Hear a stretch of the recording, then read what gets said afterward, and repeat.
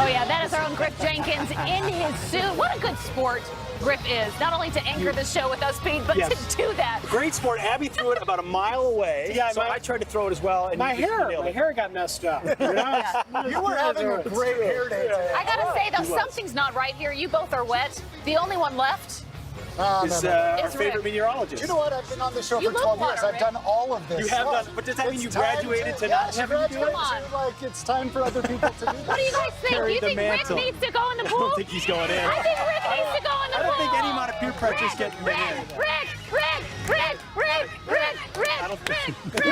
How you feel, Rick? I'm all mic'd up. I'm electronic. Maybe we'll get it in the after the show. I doubt it. But it's a beautiful day. It feels nice in the sun. It was cold in the water, but it's nice here. Yeah. That's true. All right, We want to Pete, thank can you the dogs end the show also. Want me to finish the appropriately? show? Yes. Okay. You guys Going finish. in. Wait. Go! Have a good Saturday, everybody. We'll see you tomorrow.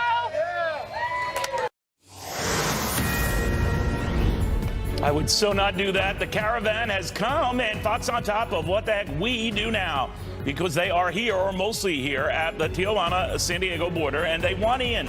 But they're not all you think they are. Most are not even from Mexico, but virtually all are seeking asylum here.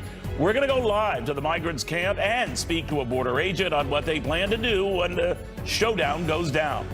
Then peace talks picking up after the Korean leaders clearly hit it off. One of them giving President Trump the credit for their historic summit in the first place. A sign of things to come on what happens at that next summit. We're on it. We're all over it. First James Comey and now James Clapper, accused of being a leaker and a liar. We're going to find out what the new House Intel Committee report uncovered with the chairman of that committee, because Devin Nunes is here and only here. Then tired of comics mocking Donald Trump, waiting you hear about the SNL veteran who agrees, and another SNL veteran named Joe who is ready to drain the comedy swamp.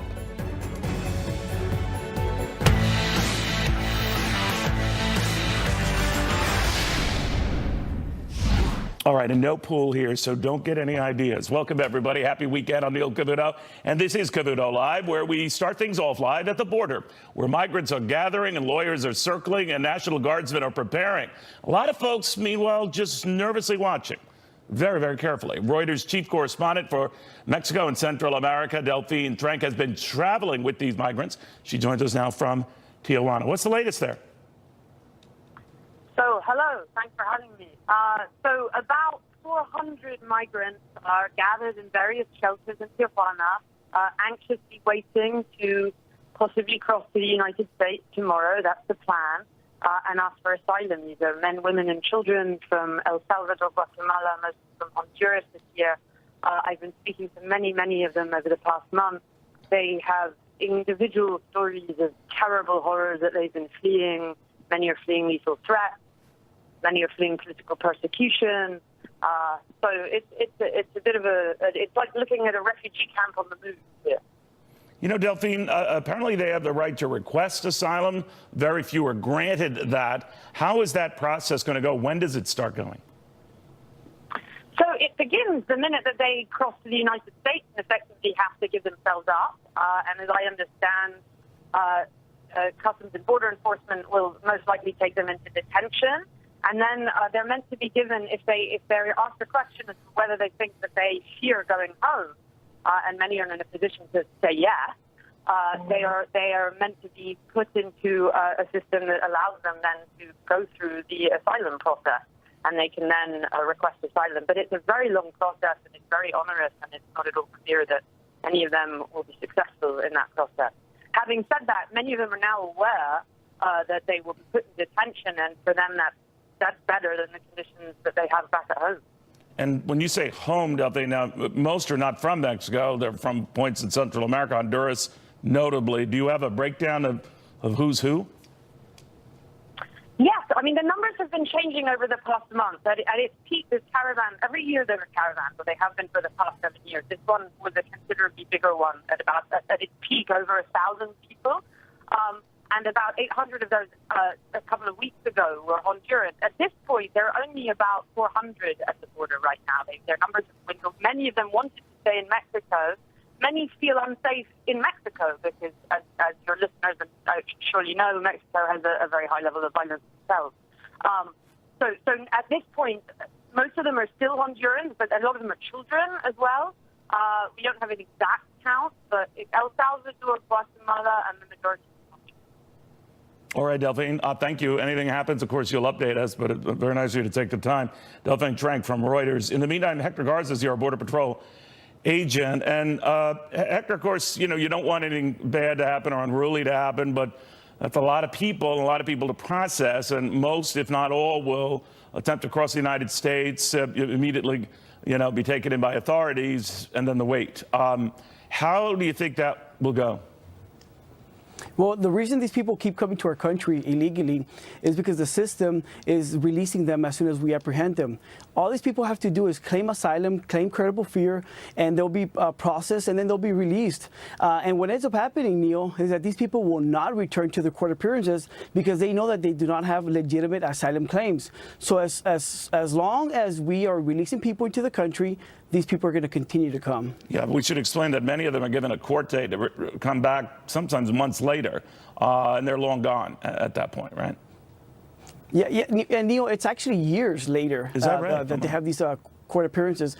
Now, something that we should be doing, Neil, is that anybody that has a legal status in Mexico can be sent back to Mexico while their asylum claims are being processed. The same thing can be done in the United States, is that we can detain these people while their claims are being processed, and then once their claims are either approved or denied, then they'll either be allowed into the United States or they'll be deported back to their country. But what we need to stop is catch and release. We need to stop releasing these people. If not, the flood of people are going to continue to come to this country illegally. Now, there are apparently at least a dozen U.S. lawyers in Tijuana right now helping with these people and trying to remind them of their rights or whatever. I don't know what the process is for rights for people who are not citizens, but whatever, and steer them through the process. Tell me a little bit about that. Well, there's a fine line with providing rights to these people, and between providing rights to these people and actually aiding and abetting their illegal entry into the country. Keep in mind that these people are being coached on what to say to immigration officers so that they can be released into the country. Most of them do not have legitimate asylum claims. So those people that are providing this type of aiding and abetting need to be careful because they might be prosecuted under the law. Hector, I know there are quite a few more National Guardsmen at the border now than before. A lot of it precipitated by this caravan when it was first amassing, and the numbers are always kind of all over the map, but the president was concerned at the time, some months back, that it was getting big when it was at the Mexican border, and then, the Mexican authorities apparently reduced the size. I don't know all the details. What I do know is that there are more National Guardsmen now at the border. What role will they play, even working with your guys? So what we know about the National Guard is that they're going to be providing us with a lot of air support, with a lot of helicopters and a lot of pilots and people that maintain these helicopters so that they can go out in the middle of the night and they can be able to help our Border Patrol agents apprehend these illegal crossers. You have to keep in mind, while we have these people that are crossing illegally and turning themselves in to claim asylum, we have the drug traffickers moving large amounts of drugs into the country, and they're using the people that are claiming these asylum claims as a way to distract our agents. So they might be just effectively mules in that case, taking a lot of stuff that they might not even know. But I guess what I'm asking is, there are other caravans behind this latest one. And the Mexican government doesn't seem to be doing a lot to stop it or slow it. And I'm just wondering, that's what made this latest one so noticeable, that they were almost getting green-lighted through almost every checkpoint in Mexico along the southern border to now here we are at the Tijuana-San Diego border. Well, Neil, and actually the shortest route from Central America into the United States is actually in the Rio Grande Valley, which is in South Texas, right? In the Rio Grande Valley sector. So why are they going this way? But remember, you have to keep in mind that these people that decide to cross the country illegally, they don't have a say-so on where they're going to cross. The drug cartels control every aspect of the human smuggling network. They dictate where these people cross, how they're going to cross, what they're going to say, and that's what we're seeing right now. These are organized efforts by drug cartels that are using these people as a way to facilitate their drugs into the United States. All right.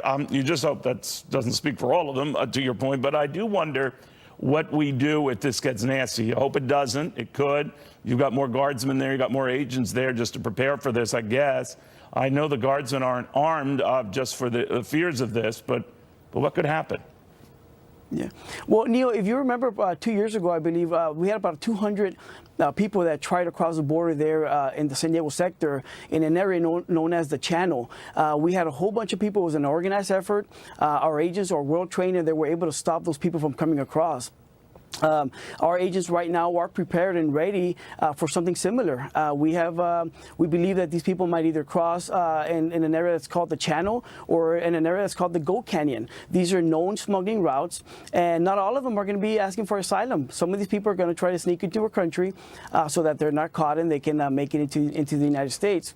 But our Border Patrol agents are actually ready for this event. All right, we'll watch it very, very closely. I know you've got a lot of work to do, and you're concerned about all of this, so we'll keep an eye on it, as shall we. Again, most of these migrants, many not even from Mexico, a good many from Honduras, have already amassed at the border here. There have been no incidents. Again, I should stress no incidents there, but they're trying to make sure no incidents ensue. We should also stress here that the remaining numbers are expected sometime tomorrow morning, which could boost the numbers from anywhere from 400 to as many as 800. But again, there's no way of knowing for sure. In the meantime, you've probably seen a lot of hugging and handshaking going on between world leaders this week. And I notice things like this. And I'll tell you why they're important. They might just seem surfacey, but they tend to portend good deals. I'm not saying like the Nixon and China deals, because that wasn't warm and fuzzy when it started, but it got to be that way. Why stuff like that matters after this. All right, the president's been busy tweeting this morning this regarding a certain dinner he will not be attending in Washington, White House Correspondents' Dinner, instead taking a campaign trip, looking forward to being in the great state of Michigan tonight. Major business expansion and jobs pouring into your state. Auto companies expanding at a record pace. Big crowd tonight will be live on TV. What he didn't say in that is that he will not be attending for the second year in a row the White House Correspondents' Dinner. And for many who do this sort of thing every year and look forward to it, he's disappointed them all. I don't think he really cares, but I just want to pass that along. The dinner just won't be the same. All right, anyway, the good news you may not be hearing on the home front and the international front. First, of course, on the international front is this historic step that's been taken now between the North and the South, and the leaders looking like they're getting along just fine. President Trump hugging it out with Emmanuel Macron, who was, seemed to be an early sort of resistor to all things Donald Trump, and now very much forming an alliance, the likes of which German Chancellor Merkel can only envy. So what is going on here and what to make of these signs? They might be just all cosmetic to begin with, but I don't know. These kind of things tend to mean something down the road. House Foreign Affairs Committee member, Republican Congressman from Illinois, Adam Kinzinger. Congressman, good to have you. Thanks. Good to be here. What do you make of this? I mean, we've seen a good deal handshaking and hugging on the part of our president and the French president. A little less with Angela Merkel. We saw something very similar between the North and South Korean leaders. Do you put much stock in those kind of images? I do, actually. So President Trump, and the times I've met with him last year or this year, he's very much a relationships guy. He likes to have a personal connection with people. So I think the fact that he and Macron seem to get along so well has big payoffs in terms of the ability to have a relationship that goes beyond just being buddies. It actually leads into a better relationship between the countries. It gives you an ease in which to talk to some of these leaders, as I've had conversations with leaders before. It doesn't necessarily mean, for instance, if he has a colder relationship with Angela Merkel, that somehow our relationship with Germany is going to fall apart. But then if you look at just the symbolism and the reality of what's going on in Korea, I think we have to be very careful. I have a lot of people that sound like we've already signed some kind of a deal with the North, and we haven't. But this is a very good beginning step to show that the two sides are willing to try to hammer out something that's eluded us for decades. Well, they seem to be further along in the North and South Korea situation, to your point, Congressman, than we were led to believe. That's why some of these cosmetic things come to be discussed, because their friendliness might have been, precipitated by phone calls and going through how they were going to meet and greet each other when they did get together, each tipping into the other country briefly before ongoing discussions. as if they paved the way for something for the president. Do you worry that the expectations get ahead of their skis, so to speak? Sure. That's a big worry of mine. I think this is great. I think this is historic, and I think we need to recognize that.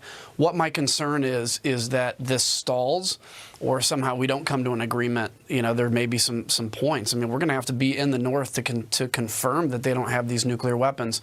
And what my concern is people will be so let down at that point.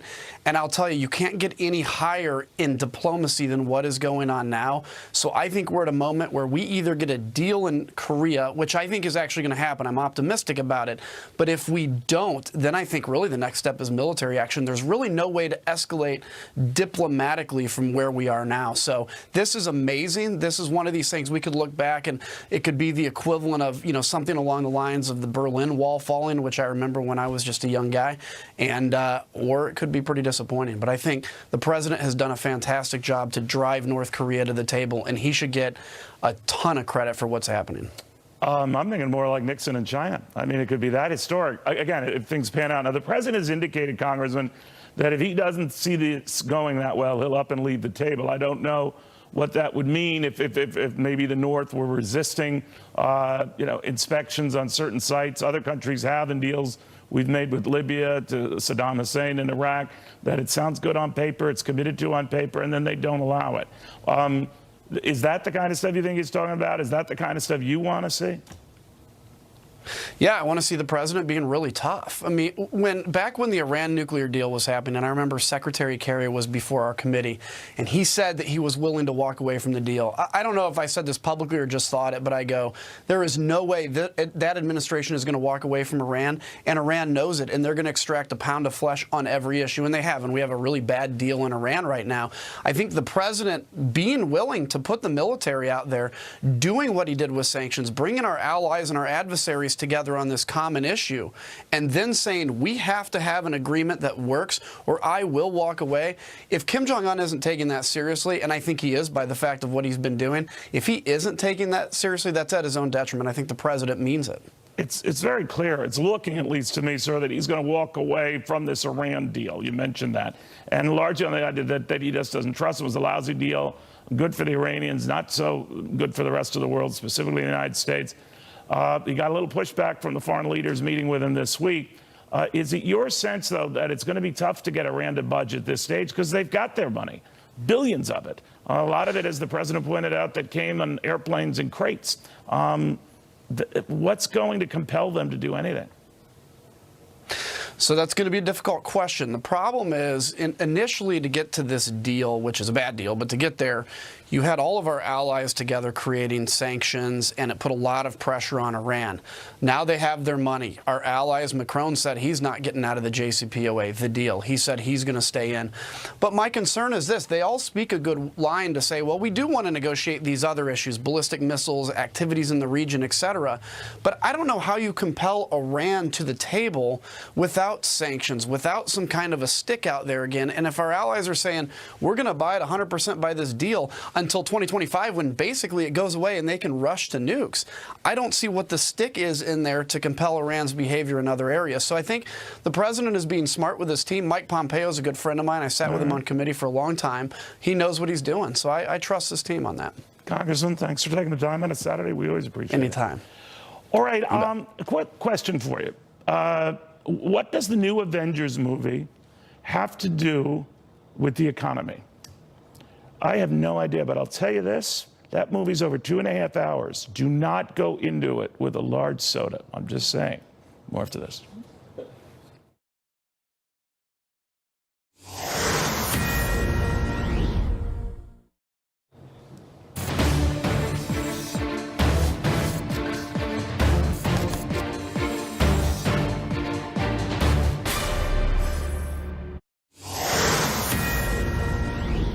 You know, I know everyone is talking about this inevitable blue wave coming and the midterm elections, but what about the green wave, the one that's showing all this economic activity with small business, optimism, home prices jumping, all of that? Well, at the end, Christina Partsnevelos has a lot more on the side of the story you're not hearing much about, Yeah, the economy. Exactly. So let's start with that. The economy did grow faster than expected in the first quarter, with the value of all goods and services, that's GDP, increasing at an annual rate of 2.3%.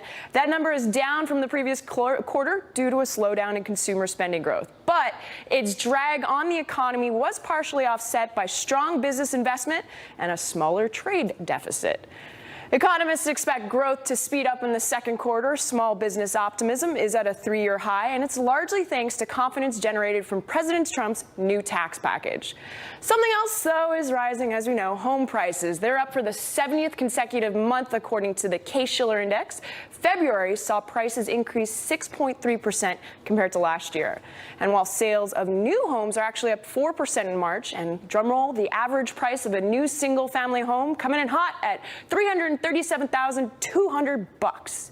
On Wall Street, markets wrapped the week off mixed, but little changed on Friday. Investors actually struggled to balance solid earnings growth with the possibility of rising inflation and higher bond yields. And let's focus on profits. With more than half of the companies in the S&P 500 reporting first quarter results, nearly 80% have beaten profit estimates and 74% have beaten revenue estimates. Tech sector started out strong, with Amazon topping analyst expectations, the e-commerce giant more than doubling profits from a year ago. Meantime, Facebook did rally 9% after its earnings beat, and the company revealing a 13% jump in users last quarter. That puts total users with Facebook around 2.2 billion. Microsoft and Intel also hitting all-time highs on earnings, and Apple, big one, Apple is set to report its first quarter earnings on Tuesday. Back to you, Neil. It's a good backdrop there. Thank you very, very much. All right, in the meantime, step back from that. You know, I did a little bit of searching around, too. Christina's not the only one doing her homework, although she does a lot more of it than I do. But the party in power has never lost when the underpinnings have been that sound. So it had me thinking, again, that happens sometimes. Then are we getting something wrong about what could be happening in November? Months away, I grant you. Let's get the read from Fortune Magazine's Adam Lashinsky, Independent Women Forum Maddie Duppler, and Fox News contributor and very savvy market watcher Gary B. Smith. So, Gary, I'm looking at that environment. I'm not playing politics here. I'm just looking at the environment and the fundamentals and what's going on with these companies and their earnings. That is generally not an environment in which you switch parties in power, generally. What do you think? Exactly. Look, I think people base their decisions, particularly when it comes to the election, to what I always say are the 3 prongs. Do they have a job? Are they making money? And their home price, as you know, home ownership is, you know, still a main factor in most people's assets. Do we have a job? Unemployment, according to some measurements, is at an 11-year high. It's so unemployment, people have jobs out there. Wages are growing finally, like they didn't under the Obama years.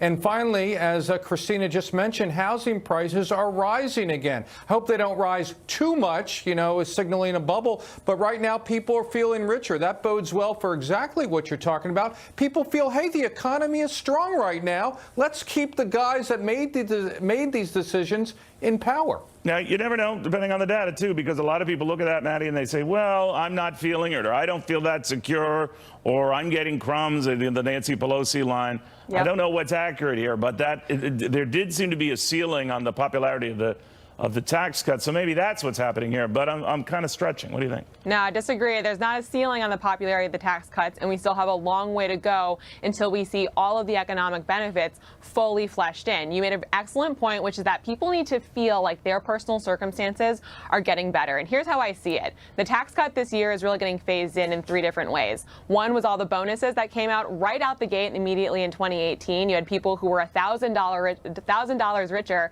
off the bat because their companies were giving bonuses. Secondly, the withholding tables changed. That means people's paychecks got bigger. And third, now we're moving into the cycle when businesses are going to start to adapt to the changes in the tax code. That will translate to not only more productivity, it will translate to higher wages. And that's where people are really going to start to feel the difference in tax reform in their individual circumstances. So November might feel like a long ways away. We're talking right now about a lot of this economic data looking good in the moment. It's not that long away. We're already working on graphics packages for it. So no, I know it's here.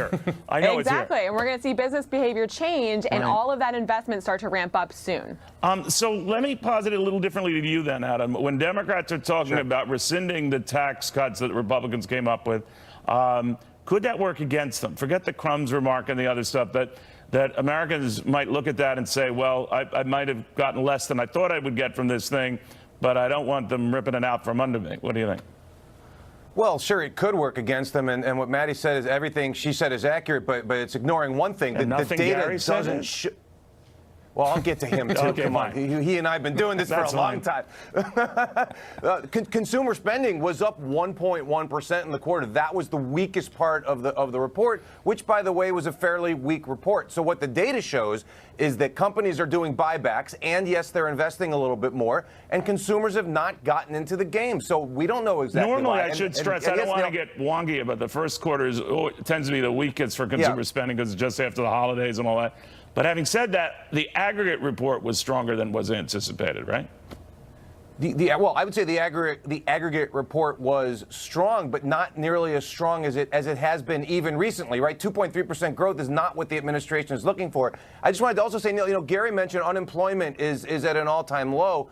Unemployment was at a low during 2016 at the end of the Obama administration. People had jobs, people were making money. So that has gotten better, but it was good then. Yeah, no, it's a fine point. But, Gary, then play out the market's role in this. The market, of course, has been gyrating more volatile trading and all of that. Swings of 1% or more are already double what they were last year.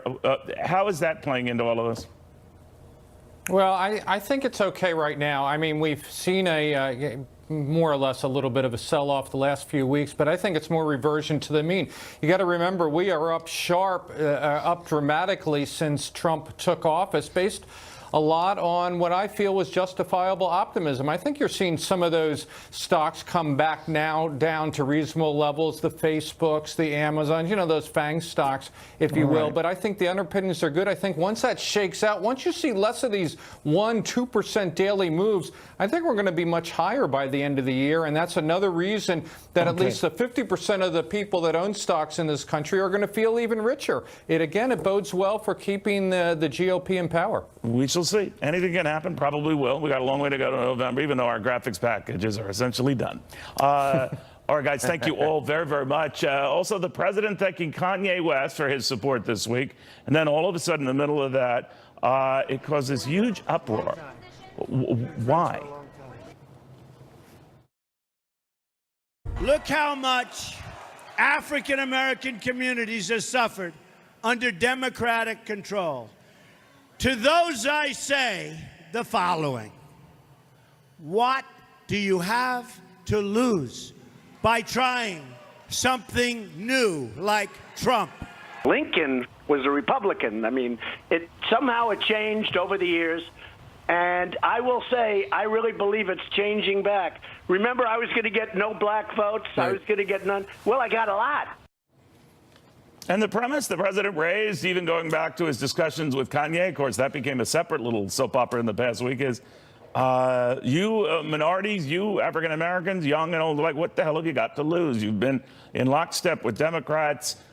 Give me a try.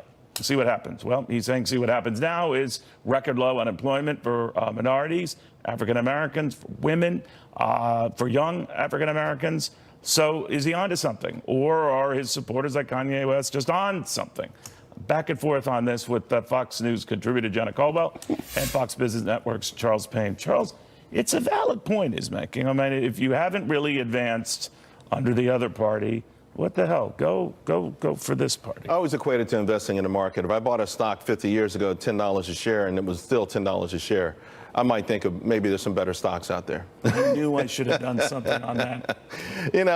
Listen, if you look at the data, if you look at the cities where these Democrats have been in control, and it's really, not a lot has happened. And also, I don't like the message the Democrats have always pushed, the sort of idea that we'll come to your rescue and get you higher minimum wage.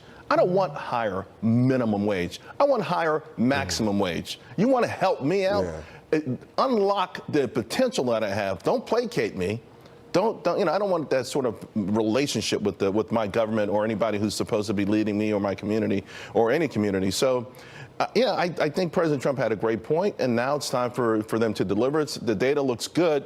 I'm looking more not at unemployment rates and things like that. I want to see job participation. I want to see people coming back, all people, Americans coming back into the job force. But they're also doing some amazing things within this administration, including prison reform, that I think if a Democrat was doing it, we'd hear about it every day. Yeah, and it gets so far as, oh, this president's a racist, Jono, and all of that.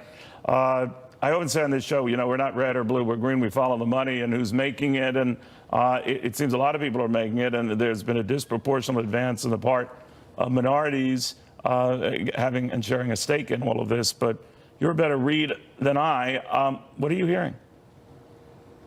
Well, that's an interesting element, Neil, and we're talking about the numbers specifically. We know that deregulation has benefited everyone, and of course increase the trajectory of the job market when it comes to African Americans. I love this Kanye West dynamic, especially considering the fact that he's really unleashed this mentality to think for yourself and make decisions on your own, and I really appreciate that, especially considering the fact that there's so many folks out there who wanted to support Republicans, and now they have the ability to do so and just be who they are. So as a result, this is my debut appearance as Gianni the rapper, so I'm about to become a rapper. Check it out on Instagram. My performance is on Instagram at Gianno Caldwell, of course.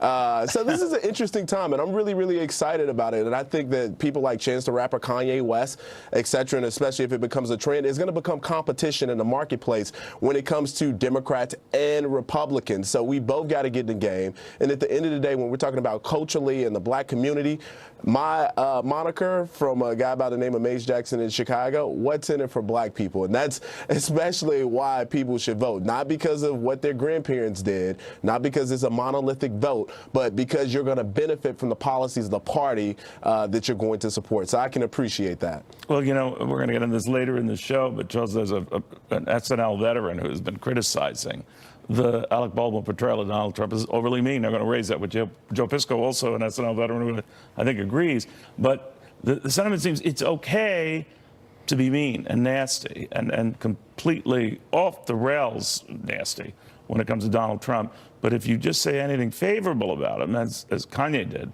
then they pile on him. I don't think he really cares. But what do you make of that? The double standards and the hypocrisy are beyond the pale. It really is, and they wear it with pride, which is amazing. Candace Owens, who sort of sparked all of this when she had some critical comments. Kanye West came to her defense on Twitter, and then Tom Arnold, he put a tweet out against her. I don't know if you saw it, Neil. Yeah, I did. It was so ugly, so vile, so he evil, took it down, so didn't he? Or no? Yeah, of course he took it down. I mean, but because I don't think I can repeat it. But the point is, though, is that he put it up, right? That's a good, Johnny, he's right about that. But that's accepted, and no one makes too big a deal of it. Now, many Trump supporters are very critical of anyone who says anything bad about their guy and all of that. So I guess it can work both ways, but I can't blame their defensiveness sometimes. But what about you? Well, I mean, I'm not sure if you're asking Gianni the rapper or Gianni the Fox News political analyst, so I'll respond now you've become like the a latter. cottage industry. I don't know who I'm talking to. Right. I think the interesting part here is, one, you can be a Trump supporter, and of course somebody say something bad about your guy, you can respond in one way. But the second element is the ones that are saying, hey, if you say anything positive about President Trump, there's going to be, to your detriment, if you will. These are generally people that are elitists. These are folks that are in power that can make a difference in a person's life. So if you're the person that's in power and saying this, I think it's a bigger deal than if you're someone who's, between the coasts. And that's one of the reasons why I think President Trump won, because he, to some people, were a bully, and to others, he came in defense of values that weren't being defended over the 8 years in the President Obama administration. So it's such a different element to it, and now the people are getting their power back. Yeah, we all see it through our prisms, right? Balance it out, right? Guys, thank you all very, very much. All right, the House report is out for the Intelligence Committee. No evidence of collusion. Democrats seizing on that say, yeah, they have the majority. It's their report. It's not worth the paper it's printed on.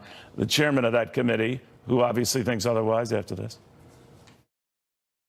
All right, well, the president was referring to it. A lot of Republicans are saying that makes the end of it. The House Intelligence Committee report on so-called Russian collusion in last year's, in the 2016 presidential election. No big deal, move on. Democrats obviously feel differently. We'll be talking to the chairman of that committee very, very soon. In the meantime, a read on what really came out of this report, what was in this report, and some of the lying that has been building up in and around this report, but not from whom you might think. Jillian Turner in D.C. with more. Hey, Jillian. Hi, good morning, Neil. So the report from Republicans on the House Intel Committee largely exonerates both the Trump and Clinton campaigns, acknowledges Russia did interfere in the election, and ultimately condemns the U.S. Intelligence Committee in harsh terms. The report casts its largest stone at President Obama's chief of intelligence, accusing him of lying about what information he shared with members of the press and when. The language reads in part, quote, former DNI Clapper flatly denied discussing the dossier compiled by Steele or any other intelligence related to Russia hacking, but subsequently acknowledged discussing the dossier with CNN journalist Jake Tapper and admitted he might have spoken with other journalists on the same topic. The president tweeting his response this morning. Clapper lied about fraudulent dossier leaks to CNN. He is a lying machine who now works for fake news CNN. He was quick to embrace the portions of the report favorable to his campaign, but steered clear of its finding that both campaigns exhibited, quote, poor judgment. I was very honored by the report. It was totally conclusive, strong, powerful. But what we really should do is get on with our lives and get on with a lot of things. Washington's reaction to the report reads like a Rorschach test. The conclusions lawmakers draw from it seem to depend in large measure on their personal politics. Many Democrats zeroing in on the, quote, unserious nature of the investigation. It's basically a kindergarten report. It was a light once-over. While some Republicans are seizing the opportunity to underscore their own particular grievances with the process. Mike Conway put out a statement that reads in part, I am extremely disappointed with the overzealous redactions made by the IC. Many of the redactions include information that's publicly available, such as witness names and information previously disclassified. My team and I will continue to challenge the IC's many unnecessary redactions with the hope of releasing more of the report in the coming months. So what's clear, Neil, is that folks on both sides of the aisle are eager to register complaints, but also that no one in government is willing to take any responsibility for what's gone wrong. Neil? Shocking, right? Just shocking. Jillian, thank you. Great job as always. All right, and we're going to get the read from Devin Nunes, the chairman of that committee, and what he makes of the criticisms that have popped up since then and what the president has to say and where this whole Bob Mueller investigation goes and whether he looks at their findings or just trashes them. All right, well, Bernie Sanders has an idea that could solve our unemployment problem. Just get everyone a job. Have the government deal with it, pay for it, maybe stick it to the rich to fund it. But then what? Then what? All right, Bernie Sanders wants to guarantee a job for everyone. So with a $15 minimum wage and health and benefits and all that, we're off to the races. Are we? Who pays for it? Some details that have been left out. Let's get the read from Fox News contributor Kat Timpf, Fox Business Network's David Asman, and Catalina Magazine publisher Kathy Aru. All right, so Kathy, you're our left to center guest here. Okay, thanks. Which is fine. How the hell do we pay for this? Well, with taxpayer dollars that we already have, we don't have to raise taxes. We've got $1 trillion deficit.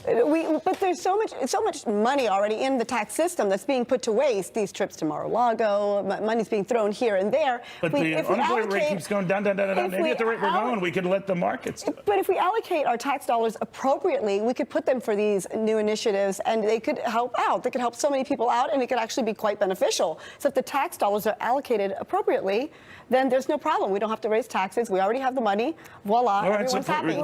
Reprioritize. I've heard that before. What do you think? I think it's a horrible idea. I mean, that's what the 20th century is filled with socialist ideas. Like the Soviet Constitution in 1917 had guaranteed employment for everybody. That didn't turn out to. I used to cover Latin America, Nicaragua, Cuba, Venezuela. Every country that has tried this has ended up with, yeah, everybody has a job at $2 a year. I mean, it's a horrible idea. $15 an hour. Right. And who's going to pay for that? I mean, even the leftist studies that I've read on Bernie Sanders' plan has not even begun to add up how much it must cost. But who allocates the jobs? It leads to cronyism. You have all these people, instead of a marketplace of millions of people deciding who allocates the jobs and what works and what doesn't, you have a small group of people in the government who say, okay, we're going to allocate all this money to theater projects or something like that. you raise a good one. You know, Kat, I think there's a certain brilliance to what Bernie Sanders is doing to separate himself from the rest of the crowd.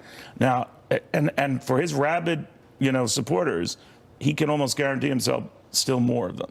Right, absolutely. Who hears this without really thinking about it and doesn't say, well, that's great. It'd be great if everyone could have a job. And we don't know if we have the money to pay for it because even aside from the deficit, Bernie Sanders' own office is saying they have no idea how much this would even cost. So you can't know if you have enough money for it. What about Kathy's point? Then you just reprioritize we where don't you're know if spending there's enough money because they're admitting that they don't know how much it would cost. And I get so sick of this idea that these far left principles that people have, they're somehow altruistic. Oh, Bernie Sanders is such a nice guy. He wants to give everyone jobs.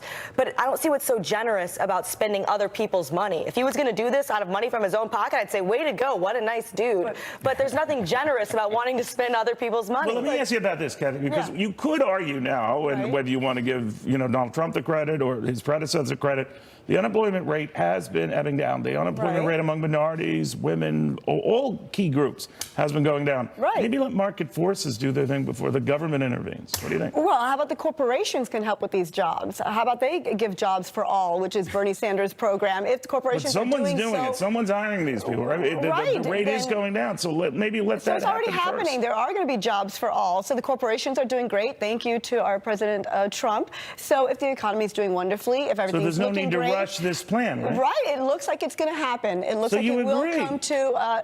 I agree that I think Bernie's plan will happen. I think, this is now you confuse me. But so did no, Bernie. it will happen. Whether our taxes, if we allocate them properly, or if corporations do it, it seems like it's possible. But Kathy, we you use the phrase "give jobs." Let the corporations give jobs. I hate to use an old phrase. There's no such thing as a free lunch. We found that out with Obamacare. We found that out with a whole lot of. The money comes from somewhere, and where it comes from, incentives matter. From these corporations. It comes from people working. It comes from people working. But isn't he also saying that other people you raise want? a good point, but Kat, you're like a libertarian, right? Do you worry that what he's saying is you get them these jobs, they don't need all these government programs, and it pays for itself kind of that way? What do you think? I don't think it pays for itself, and even the office isn't saying that it pays for itself. If Bernie's office came out and said, this will pay for itself, then I might think about it, but they're not even saying that, because deficits don't matter to people on the left. It just doesn't matter how much money you spend. Apparently they don't matter to people on the right. And we had an experiment here in the United States during the Depression. It was called the Works Program, and it didn't work. The only thing that got us out of the Depression was World War II, putting everybody to work and defending the country. The Depression lasted for the full term of the 1930s during all these work programs. It doesn't work here. Didn't work in Nicaragua. It doesn't work in Cuba or anywhere else. Finland is trying it right now, and that's what Bernie. You're comparing us to Finland? They're the happiest people on earth, and so are we, aren't we? They're very happy, and we are just as happy. If they can do it, we can do it. All right, guys, thank you all very, very much. We'll see. Apparently next week, Bernie Sanders is going to spell all of this out. The latest from the border. We've got the House Intel Chair Devin Nunes here on a controversial report. So much more. 1 hour through. More to come after this.